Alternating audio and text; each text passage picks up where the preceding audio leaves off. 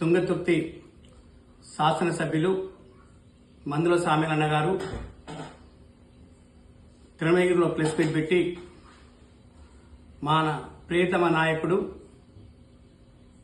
మాజీ ఎంపీ గారు ప్రస్తుతం మునుగోడు ఎమ్మెల్యే గారు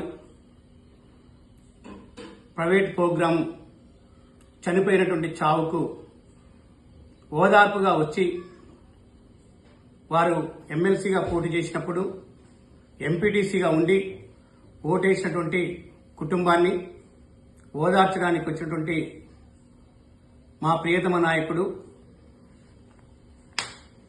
రాజగోపాల్ రెడ్డి గారిని సామీలన్న గారు ఈరోజు మాట్లాడినటువంటి విధానం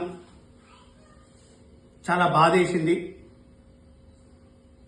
కాంగ్రెస్ పార్టీలో గత కొన్నేళ్లుగా వారు చెడు మంచి కార్యకర్తల చూసుకున్నారు.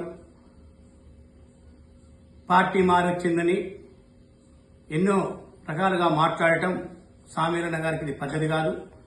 మరి మీరెక్కడి నుంచి వచ్చిర్రు అనేది కూడా ఒకసారి సామీలన్న గారు గుర్తుపెట్టుకోవాలి. రెండోది ఏంటంటే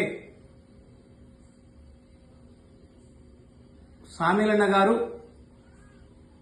చాలా బాగా నాకు ఎవరిప్పించారు నేనే అని అన్నారు.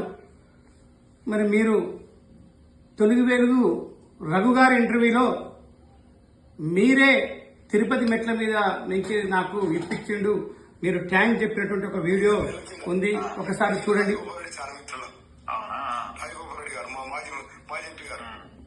నమస్కారం సార్ అండి. ఆయన తిరుపతిలో ఉండు, ఆ మెట్ల మీద ఉండట దేవుని గుడి పెట్టలేదు. సావేల్ నేను తిరుపతి దేవుని గుడి మెట్ల ఉండి నీకు చెప్తున్నా, నువ్వు ఎమ్మెల్యే అయితే పోనాడు. కానీ ఆరు చూసలేదు, నేను ఎడగలేదు ముగ్గురు, నేను ఎట్లా ఎమ్మెల్యే అయితే సార్ నేను నేను అయితే పో అన్నాడు. వారి సహకారం కూడా చాలా గొప్ప. మరి మీరే చెప్పారు ఆ రోజు, మరి ఈరోజు ఇట్లా మాట్లాడటం ఎంతవరకు పద్ధతి? సామీలన్న గారు, మీరు ఇలా మాట్లాడి ఏరు దాటినాక ఒక మాట, ఏరు దాటక ముందు ఒక మాట, నీకోసం ఎంతో మంది ఎన్నో ఏళ్లుగా పనిచేసిన వాళ్ళని కాదని మీరు టీఆర్ఎస్లో ఉంటే తీసుకొచ్చి రాజగోపాల్ రెడ్డి గారు టికెట్ ఇప్పించారు. ఇది వాస్తవం కాదా? మీరు చెప్పిన మాట నేను చెప్తున్నా. ఇది ఎంతో మంది చెడు మంచి కష్ట సుఖాలు చూసుకొని రాజకీయంగా చేయూతనిచ్చినటువంటి ఒక గొప్ప నాయకుడిని, రాజగోపాల్ రెడ్డి గారి లాంటి నాయకుని మీద మీరు మాట్లాడటం పద్ధతి కాదు.